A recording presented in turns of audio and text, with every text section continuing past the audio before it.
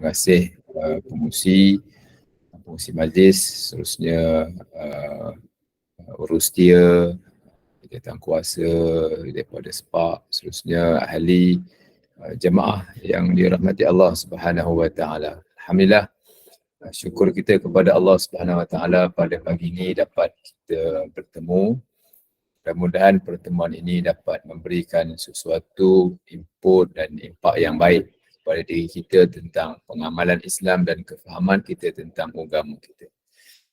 Pada hari ini kita akan bicarakan satu topik yang berkaitan dengan cara Islam menjaga hak asasi. Walaupun mungkin tajuk hak asasi ini mungkin jauh daripada radar pemikiran kita, yang sering dibincangkan oleh kumpulan-kumpulan dan pejuang-pejuang hak asasi, tetapi mari kita lihat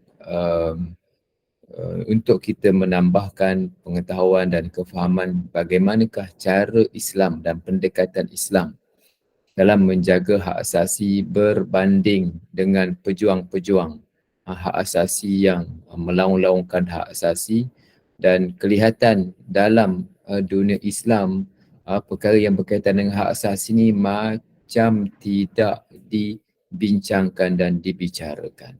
Tapi bagaimanakah Islam menjaga hak asasi berkenaan? Tuan-tuan dan puan yang dirahmati Allah Subhanahu wa taala, hak merupakan sesuatu yang perlu dia dapat. Kalau bincang tentang hak, apa hak? Ialah perkara yang perlu dia dapat. Lawan kepada hak ialah tanggungjawab. Tanggungjawab ialah perkara yang dia kena buat. Hak dia perlu dapat. Hak isteri, hak suami, hak anak, hak pekerja. Ini adalah perkara yang dia perlu dapat. Sebagai pekerja, apa yang dia perlu dapat? Sebagai anak, apakah yang dia perlu dapat? Sebagai isteri, apa yang dia perlu dapat? Sebagai suami dan seterusnya. Di sebalik daripada hak itu ialah tanggungjawab. Hak suami yang bertanggungjawab untuk menyempurnakan hak suami itu adalah isteri. Hak isteri yang bertanggungjawab untuk menyempurnakan hak isteri itu adalah suami. Hak anak yang bertanggungjawab dalam menyempurnakan hak anak tadi ialah ayahnya, ibu ataupun ayahnya. Begitulah seterusnya. Kedua-dua perkataan ini, hak dan tanggungjawab ini, kedua perkataan yang berpisah tiada dan saling berkait antara satu sama lain. Ya. Jadi sebab itu bila kita faham tentang hak asasi, kan masalahnya ialah adakah dia benar-benar hak yang dia perlu dapat ataupun dia hanyalah suatu apa kita panggil keinginan sahaja yang tidak wajar untuk diangkat sebagai hak. That the problem yang sering berlega dalam kalangan pejuang-pejuang hak asasi. Tuan-tuan dan puan yang dirahmati Allah Subhanahu wa taala, bila kita bercakap berkaitan dengan hak ini ialah perkara yang dia perlu dapat supaya bila dia memperoleh perkara berkenaan akan menjamin kepada sebuah kehidupan yang adil dan sejahtera kepada semua manusia. So bila saya sebagai suami saya dapat hak daripada isteri, maka saya akan hidup senang, okey, rasa bahagia. Begitu juga dengan isteri. Apabila isteri mendapat hak daripada suaminya, makan, minum, pakaian, nafkah, zahir, batin dan sebagainya, maka dia akan happy dalam hidupnya. Anak begitulah seterusnya. Bila masing-masing mendapat hak masing-masing, maka dia akan menjamin sebuah kehidupan yang adil, sejahtera, senang, bahagia dan sebagainya. Jadi sebab itu dalam Islam semua hak-hak ini ada terjamin dan terjaga. Namun masalah apabila pejuang-pejuang hak asasi ini mempersoalkan, mengangkat perkara yang bukan sepatutnya menjadi hak. Perkara yang tak patut perkara yang sepatutnya dia tak nak, perkara yang dia rasa tak patut, yang kita rasa tak patut, dia rasa patut lah. Kan? Contohnya, kan, pejuang hak asasi kata, contohnya tukar jantina, contoh. Kan? Bagi kita, dia bukan hak, bagi dia dianggap sebagai hak. Kan? Begitu juga tukar agama, itu juga hak yang lain-lain lah. Jadi merupakan perkara yang diangkat sebagai hak, sedangkan dia bukan hak yang perlu untuk dihormati dan juga dilayan segala hak-hak mereka ini.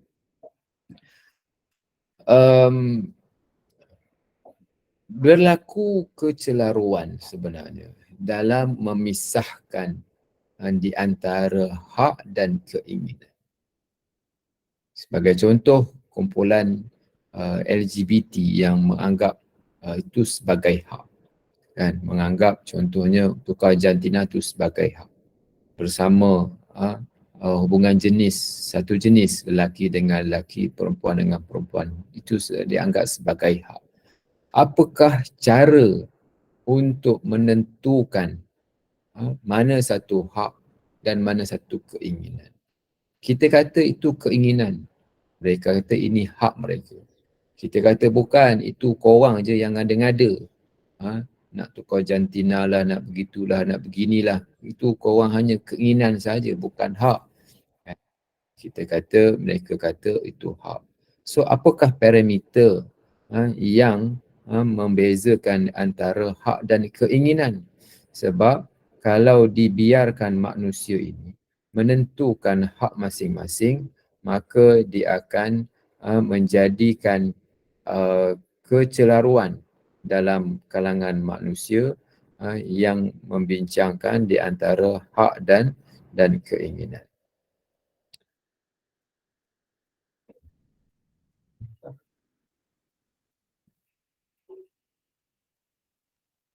Ya. Oleh sebab itu, kita tak dapat nak mengelak ataupun kita perlu untuk meletakkan agama yang boleh menjadi asas untuk menentukan mana satu hak dan mana satu keinginan. Kalau tanpa agama ini, saya kata hak, yang ni kata keinginan, yang ni kata keinginan, kata hak. Saya manusia, mereka pun manusia. So, apakah lebihnya saya dan apakah kurangnya mereka? Apakah lebihnya mereka dan kurangnya kita untuk menentukan, membezakan antara hak dan keinginan, melainkan apabila kita menggunakan panduan daripada agama. Agama ia beyond manusia yang boleh menentukan antara hak dan keinginan. Namun dalam perbincangan tentang hak ini, orang sering kali melupakan tentang tanggungjawab. Kalau saya tanya kepada tuan-tuan dan puan-puan lah yang ada dalam majlis ini, mana yang tuan-tuan suka? Mana yang lebih suka? Hak ke tanggungjawab? Cuba bagi respon. Mana yang lebih suka? Orang suka hak ke orang suka tanggungjawab?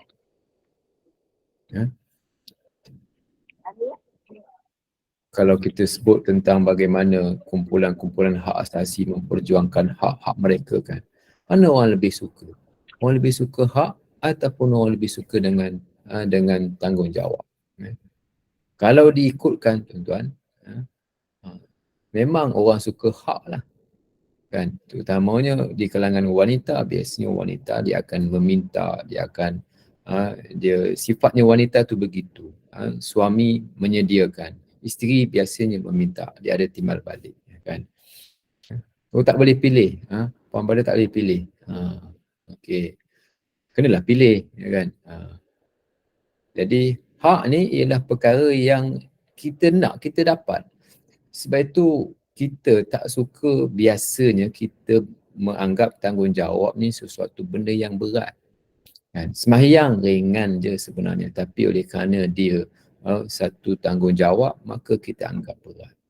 Orang yang menganggap benda ni senang, kan, sebab dia suka. Kan? Dia suka. Tapi kalau namanya tanggungjawab, dia rasa berat. Tapi kalau contohlah,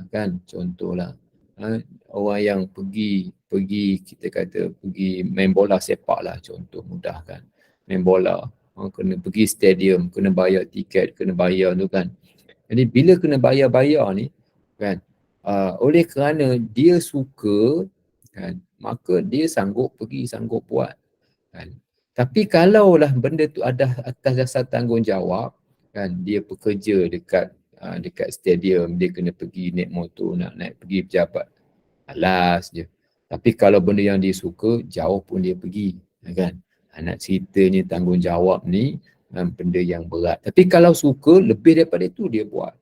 Panjat gunung lebih boleh pada itu, dia panjat, dia buat, dia sanggup bayar kerana benda dia suka. Tapi kalau namanya tanggungjawab, tugasan, assignment, kalau pelajaran malah tugasan, benda-benda yang diberikan tugas, dia rasa berat, dia rasa susah. Kan? Tapi bila banding dengan hak, dia suka hak. Inilah sifat manusia. Kan? Jadi betul kata Puan Sarifah, kan? Maknanya kita lebih suka kan kepada hak berbanding dengan tanggungjawab. Sebab itu kenapa orang suka bercakap tentang hak kan. Bertanggungjawab dia tak nak bercakap tentang tanggungjawab sebab dia kena buat. Dia suka minta, buatlah sini, mintalah sini. Biasanya begitu kan. Tapi sebenarnya kita kan, saya nak ceritakan ginilah kan. Kalau kita nak hidup sebagai seorang yang bahagia kan, yang indah hidup kita ini, apabila masing-masing bercakap tentang laras tanggungjawab, bahasanya maknanya bertanggungjawab. Bila masing-masing bertanggungjawab, maka dia akan membolehkan kehidupan kita menjadi sejahtera. Contohlah kan, dalam kehidupan berumah tangga, sekiranya suami bercakap tentang hak, isteri bercakap tentang hak.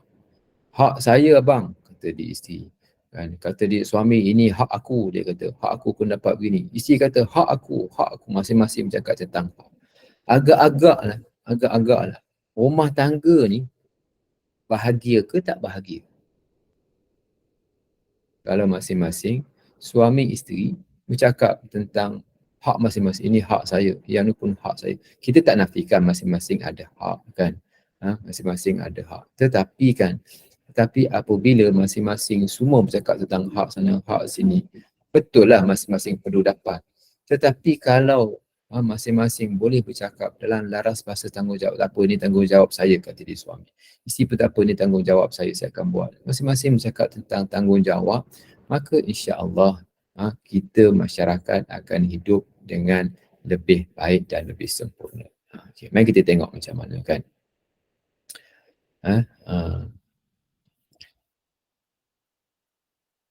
Bila kita bercakap tuan-tuan tentang tanggungjawab ini sumbernya agama.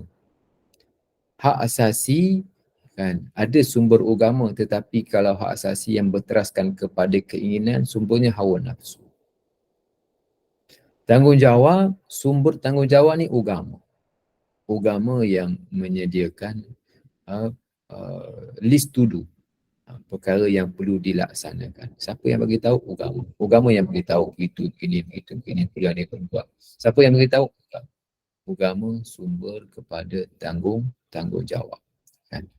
Jadi apabila agama menjadi sumber kepada tanggungjawab, sebab itu kalau orang tanya antara agama dengan hak asasi, orang tak berapa suka agama. Sebab agama ni kena buat. Kan? Jadi sebab itu kalau kita bercakap tentang perbezaan antara tanggungjawab dan hak asasi, memang orang lebih cenderung berbicara tentang hak. Tetapi kita sebagai orang Islam kan, kita akan bercakap tentang tanggungjawab kerana agama mengajar kepada kita tanggungjawab yang perlu kita laksanakan. Yang perlu kita tunaikan tanggungjawab. Mari kita tengok macam mana kan. Di antara perbezaan antara kan, hak asasi Islam dengan Barat. Supaya kita jelas macam mana Islam dan macam mana Barat dalam memahami hak asasi ini. Tentang perempuan yang dirahmati Allah Subhanahu Wa Taala. Kalau kita lihat di antara dua ini tuan-tuan, dua diagram yang telah saya bina ini, satu yang hijau, satu yang merah. Yang hijau ni top down, yang merah ni bottom up. Daripada atas ke bawah, top down. Top down ni bererti hukum Islam, aturan Islam, wahyu daripada Allah Subhanahu Wa Taala datang daripada Tuhan kepada kita manusia yang kita kena laksanakan. Perintah Allah Ta'ala kita laksanakan. Dan kita sedia maklum bahawa perintah Allah Ta'ala ni tidaklah banyak, tidaklah membebankan manusia, tidaklah terlalu banyak sangat, tak. Ada, susah, memanglah ada susah sikit. Puasa susahlah sikit, tapi bukan sepanjang tahun. Semayang bukanlah setiap waktu semayang, adalah dia punya waktu-waktunya. Adalah benda yang boleh dan benda yang tak boleh. Semua walau macam mana pun, semua perintah ini dan semua larangan ini untuk kemaslahatan manusia. Untuk kebaikan manusia, bukan untuk menyusahkan manusia. Dan untuk menjaga kepentingan manusia. Menerusi 5 perkara ataupun 6 perkara. Menjaga agama, menjaga nyawa, menjaga harta, akal, keturunan dan maruah. Semua ini, hukum-hukum Islam ni mempunyai elemen yang penting dalam membawa kesejahteraan kepada manusia menerusi penjagaan terhadap agama, nyawa, akal, harta, keturunan dan maruah. Jadi Islam, kita tak, benda ni dia menjadi suatu embedded. Orang kata maknanya benda tu dah sedia ada dan dia taklah nampak. Dia dah ada, maknanya menjaga bila semayang, bila puasa, bila zakat, bila haji, bila menjauhi riba, bila menjauhi zina dan semua-semualah hukum-hukum Islam ni. Bila orang committed dengan semua undang-undang ini, maka secara tak langsung akan menjaga kemaslahatan manusia. Islam dia tak tonjolkan kemaslahatan itu. Dapat apa tak, tapi Islam mementingkan tanggungjawab. Korang buat ni, korang buat begini, korang buat begini. Tapi biasalah bila kita cakap tentang tanggungjawab, kena buat itu, kena buat ini, kita rasa berat. Itu masalahnya. Begitu juga tentang samalah, kita lihat contohnya saya ambil satu contoh tentang pendidikan seksual. Pendidikan seksual dalam pendidikan kanak-kanak, pendidikan seksual. Islam bila mengajar tentang adab-adab dalam rumah, mengajar tentang aurat, mengajar tentang hubungan antara anak lelaki dan anak perempuan, ada batasannya. Secara tak langsung dia mengajar erti dan mengajar pendidikan seksual.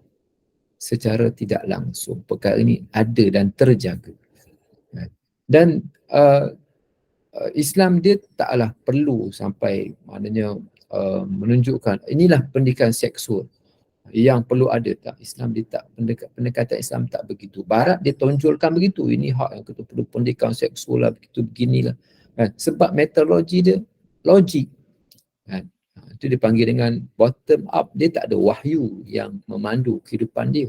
Dia daripada bawah ke atas, daripada pemikiran manusia, fikir dan angkat dan akhirnya menjadi peraturan. Peraturan tu berasal daripada mana dalam konteks barat? Berasal daripada logik akal dia, berasal daripada apa yang dipikir, berdasarkan kepada soal sidik yang dibuat, berdasarkan kepada tuntutan pihak-pihak yang berkaitan. Kamu nak apa, miskin nak apa, maka dibincangkan, diangkat atas. Maka tentulah mereka akan bercakap dalam belaras bahasa keinginan dan diangkat keinginan itu sebagai hak. Tetapi dalam konteks Islam, kita, Allah Ta'ala sudah tahu mana satu keperluan, mana satu keinginan, mana satu perkara yang mesti dibuat. Ini bukan keinginan, ini keinginan ini. Yang ni keinginan, yang ni bukan. Yang ni keinginan ni perlu dilayan setakat ini sahaja. Dan ada yang kita nampak macam keinginan tapi perlu dijaga. Contohnya perkahwinan, keinginan manusia kepada lelaki dan perempuan dijaga dan dikawal dalam bentuk perkahwinan. Begitulah yang seterusnya. Ini yang membezakan antara Islam dan Barat dan bagaimana Islam menjaga hak asasi itu dan secara tak langsung telah pun ada. Sebab itu perbincangan hak asasi dalam Islam ini tak diangkat sebagai suatu perbincangan yang penting. Bukan tak penting, tapi tak diangkat sampai menampakkan inilah hak, tak begitu. Barat oleh kerana dia tak ada wahyu, kan, maka dia perlu mengangkat perkara ini. Kita agama telah pun sedia ada dan menekankan tentang tanggungjawab. Sekiranya mereka yang melaksanakan tanggungjawab itu dengan baik, maka akan terjamin dan terjagalah semua hak masing-masing. Sebab itu contoh yang saya berikan tadi kan, saya berikan tadi tentang kehidupan berumah tangga tadi kan, berumah tangga. Jadi tak nafikan bahawa ada yang tidak menjalankan hak. Tak nafikan ada suami yang tak menjalankan hak. Ada yang ibu bapa yang memukul anaknya, yang menzalimi anaknya, yang merogol anaknya, yang macam-macam lah. Tak nafikan ada. Oleh sebab itu, bagi mengawal perkara ini, adalah dia punya undang-undang dia, ada hududnya, ada qisasnya, ada ta'zirnya, adalah undang-undang yang mengawal. Tetapi at the first place, dia tak meletakkan hak itu, dia meletakkan tanggungjawab itu. Bagi mereka yang mengabaikan tanggungjawab dan yang bukan sekadar mengabaikan, merosakkan dan juga menolak ataupun menodai tanggungjawab berkenaan, maka dikawal melalui undang-undang. Ini cara Islam dalam menjaga dan mengawal hak masing-masing. Ini yang dikawal oleh Islam, menjaga agama, kan, menjaga nyawa, menjaga akal, menjaga keturunan dan menjaga harta. So ada 5 perkara kat sinilah. Dan ada yang kata 6 sebab dia memasukkan menjaga keturunan tu dibezakan antara keturunan dan maruah. So semua ini dikawal oleh agama. Kalaulah kita dapat semua ni terkawal, agama terkawal, tak ada orang jadi sesat, tak ada orang jadi buat perkara khurafat, tak ada orang jadi murtad. Okey alhamdulillah. Kan, kita jaga agama kita, kita kawal kefahaman Islam, jangan berlakunya salah faham, kita kawal agama, kita kawal, kita menjaga institusi agama, orang nak semayang, orang nak puasa, orang nak melaksanakan hukum Islam, kita kawal, agama terjaga, bahagialah manusia. Jaga nyawa manusia, jangan merosakkan mental, jangan membunuh, apatah lagi membunuh orang, menumpahkan darah manusia, dikawal mental health ni, kesihatan mental, dikawal, macam-macam lah dikawalnya, jiwa manusia, mental manusia, kehidupan manusia dikawal, maka bahagialah manusia. Dikawal akal daripada perkara-perkara yang merosakkan akal, tengok benda yang bukan-bukan, buat benda yang bukan-bukan, buat perkara-perkara yang tak berfaedah, ini semua merosakkan akal. Bila akal terjaga, maka terjaminlah segala kehidupan. Begitu juga menjaga keturunan, kena berkahwin, jangan berzina, kena kawal keturunan kita daripada perkara yang merosakkan, kawal anak isteri, cari pilih anak menantu di kalangan orang yang baik-baik, daripada pergaulan bebas, daripada macam-macam lah, maka keturunan kita akan terjaga, pendidikan kita akan terjaga, maka terkawal keturunan dan juga terkawal agama. So, terkawal harta daripada orang menipu, menzalimi, dan kita bangunkan harta kita, kita develop harta kita dengan cara yang lebih baik. Semua ini dikawal dan ada dalam agama, dan semua hukum Islam mesti ada salah satu sekurang-kurangnya daripada 5 ataupun 6 tujuan daripada perundangan Islam. Jadi kan, kalau kita lihat human right ni, mereka mengangkat keinginan tu sebagai hak. Ini masalahnya, kerana mereka tidak mempunyai panduan agama dan mengangkat hak itu sebagai, mengangkat keinginan itu sebagai hak. Atas alasan kadang-kadang kita melihatkan, ini hak saya untuk berjudi, ini hak saya, ini hak saya, ini hak saya. Antara alasan ni, saya tak ganggu orang lain. Kita kata walaupun korang tak ganggu orang lain, tetapi oleh kerana perkara ini perkara yang diharamkan oleh agama. Ganggu tak ganggu itu lain cerita. Bila perkara ini diharamkan oleh agama, maka dia perkara yang tidak baik. Kesalahan ini kan. Ada orang sebut baik, ni masalah juga kan tuan-tuan perempuan. Baik, apa istilah baik? Baik ni apa dia punya definisi kita manusia. Kan, saya ni baik katanya, saya ni tak ngata orang. Walaupun saya ni tak menutup aurat, hati saya baik. Kan. Baik, tafsiran baik tu salah tu. Bukan itu tafsiran baik.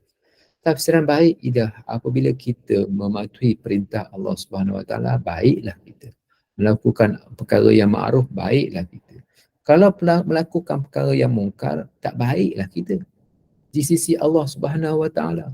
Tapi ukuran manusia ni baik apabila dia rajin tolong orang, sedekah, dia baik, dia bermurah hati, dia itu baik di sisi manusia lah kan. Sedangkan di sisi Tuhan itu bukan definisi baik. Definisi baik bukan begitu. Amar ma'ruf, buat perkara yang ma'ruf baik. Buat perkara yang mungkar ini tak baik di sisi Allah Subhanahu Wa Taala. Jadi kadang manusia fikir ni, saya tak ganggu orang lain, maknanya baik. Tak. Kan, berjudi, berzina, tukar jantina, apa semua-semua ni, perkara ini dianggap perkara yang melanggar perintah Tuhan, dan bila melanggar perintah Tuhan ini perkara yang mungkar dan perlu untuk dicegah.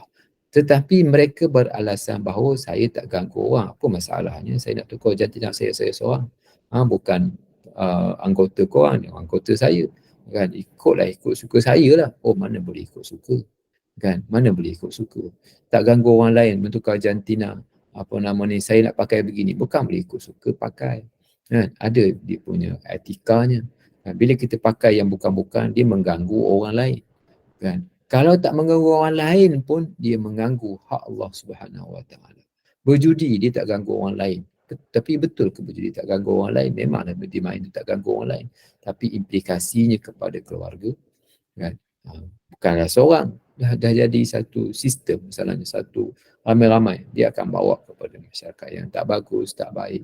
Begitu juga dalam perkara-perkara yang lain lah. Tidak boleh beralasan saya tidak ganggu orang lain atas nama hak dan atas nama keinginan.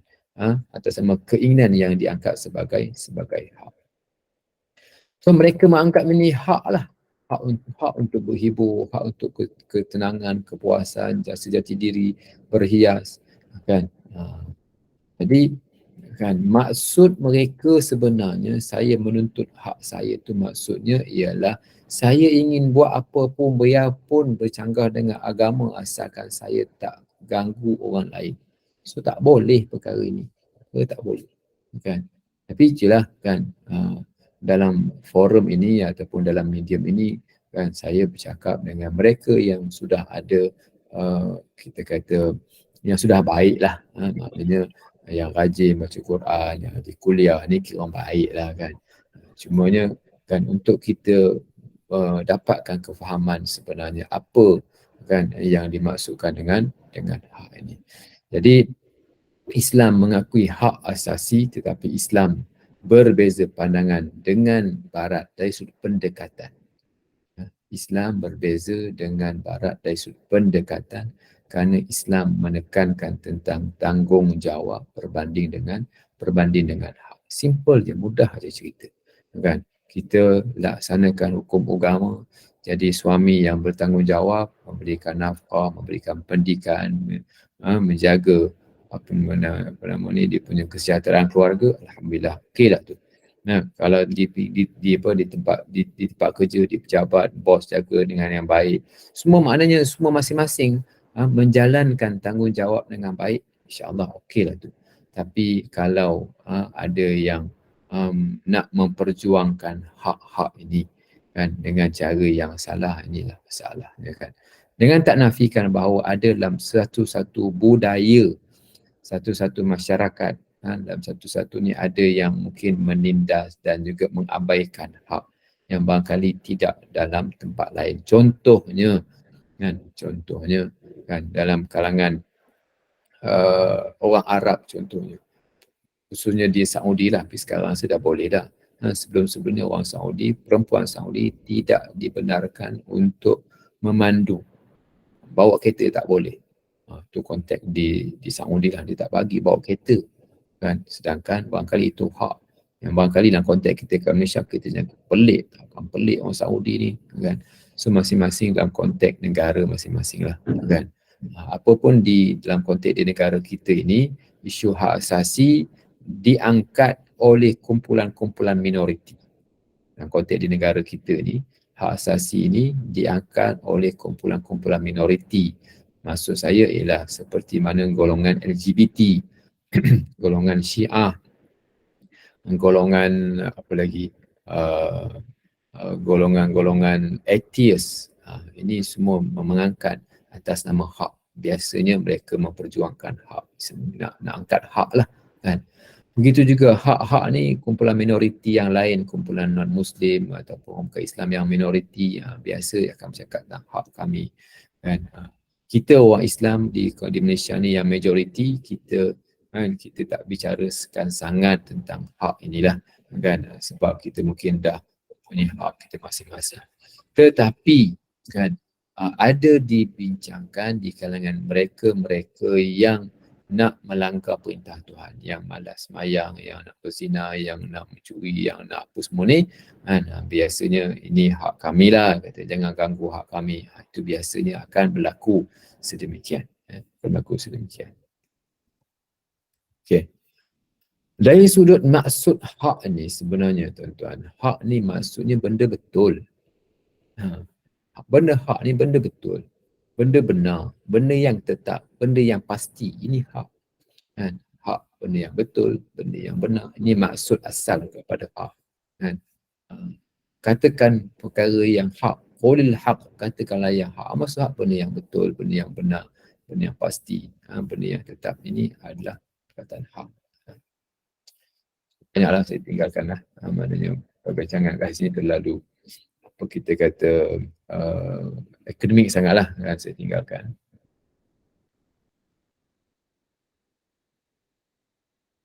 Okay. Ini cantik untuk saya angkatkan ialah perjuangan Rasulullah, kan. Ada tak Rasulullah memperjuangkan hak asasi di Mekah? Adakah Rasulullah memperjuangkan hak asasi di Madinah? Kan? Apa yang kita tahu, apa yang kita faham daripada sirah Nabi, Rasulullah bercakap tentang mengajak manusia beriman kepada Allah, bertanggungjawab kepada agama, memperjuangkan agama, memperjuangkan orang Islam, kehidupan orang Islam, meluaskan agama. Secara tak langsung bila Islam itu berkembang dan akhirnya manusia bertanggungjawab dan menjadikan manusia ini masing-masing dapat melunaskan tanggungjawab masing-masing dengan baik.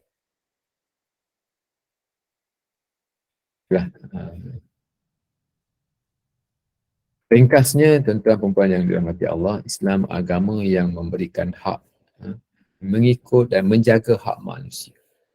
Tetapi cara Islam menjaga hak manusia itu dengan memberikan tanggungjawab, dan mereka yang dapat melaksanakan tanggungjawab itu dengan baik, insya-Allah akan dapat menyempurnakan segala hak dan juga keinginan mereka itu dikawal dan disusun mengikut keutamaannya. Wallahu alam, saya fikir itu yang dapat saya kongsikan dengan tuan-tuan puan-puan pada pagi ini. Dan kalau ada apa-apa yang ingin diajukan berkaitan dengan hak asasi, silakan kalau ada. Okay, baik, kita buka soalan. Silakan buka soalan kepada Ustaz.